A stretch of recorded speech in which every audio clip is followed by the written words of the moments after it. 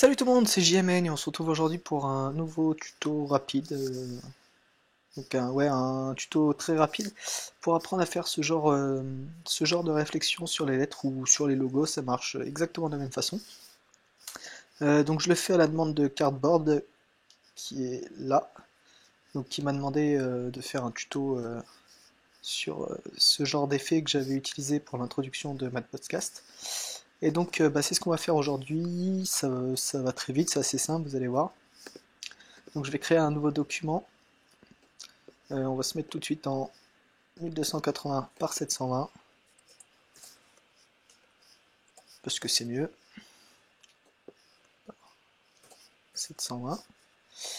Et on va créer donc notre texte. Donc dans nos graphes, nos textes,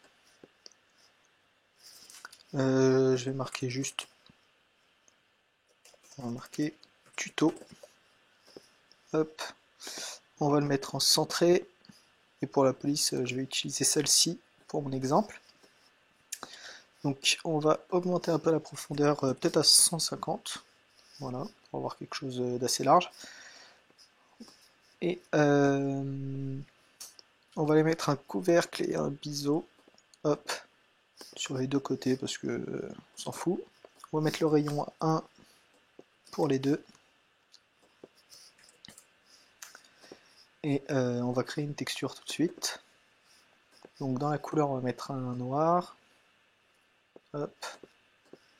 Parce qu'on voit beaucoup mieux les réflexions sur le noir. Et on va mettre l'intensité à peut-être que 20%, ça devrait suffire. Hop. Donc on va glisser ça là-dedans.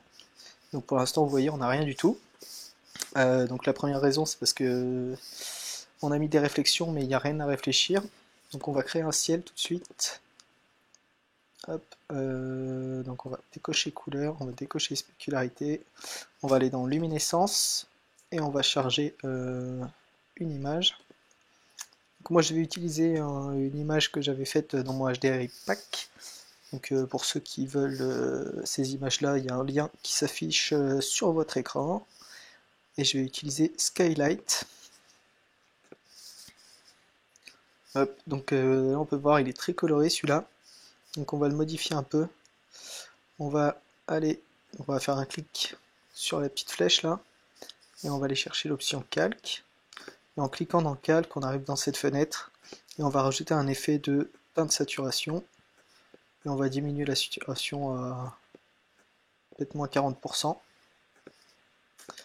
Et on va créer un ciel. Tac.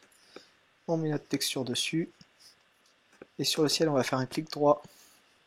Propriété Cinema 4D rendu. Et on va décocher visibilité caméra. Comme ça, on ne le verra pas au rendu. Et on a déjà des réflexions qui apparaissent. Donc, c'est pas exactement ce qu'on veut. Et c'est maintenant que tout va se jouer en fait. On va aller chercher dans les petits modifieurs ici un objet connecté. Et on va glisser notre texte dedans. Et donc à partir de maintenant, voilà, vous voyez qu'on a le texte qui est déformé, donc c'est aussi simple que ça. Par contre, il y a une chose importante à faire quand vous faites ce genre d'effet, c'est d'augmenter l'anti-aliasing, donc déjà le mettre au mieux, et passer au minimum en 2x2 par 4x4.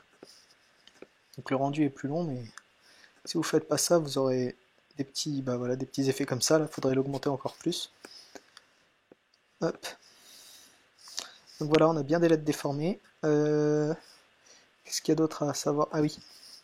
Donc pour modifier un peu le rendu, vous pouvez aller dans le rayon là. Donc plus vous augmentez le rayon, forcément plus les lettres seront bombées. Donc on va se mettre à 5 par exemple. Des deux côtés pour pas avoir. Hop. Donc voilà, vous avez vraiment l'effet bombé là. Et plus vous augmentez le nombre d'étapes, et là au contraire, moins vous aurez l'effet. On va se mettre à 5 aussi par exemple.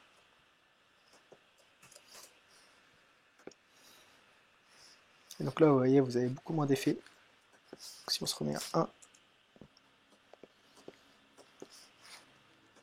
et à 1. Donc voilà ce qu'on a. Donc voilà, c'est déjà fini. C'était assez rapide, mais c'est une petite astuce sympa à connaître. Après, il suffit de jouer avec les lumières, etc.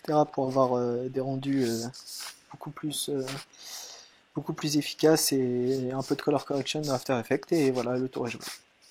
Donc j'espère que ça vous aura plu. Si c'est le cas, n'hésitez pas à me laisser un petit j'aime, ça fait toujours plaisir, à partager la vidéo, à commenter, à me dire si vous avez des questions sur des petits effets comme ça, n'hésitez pas à me demander. Je ferai des petits tutos comme ça. Et donc, voilà, on se retrouve plus tard pour un nouveau tuto. Allez, ciao tout le monde.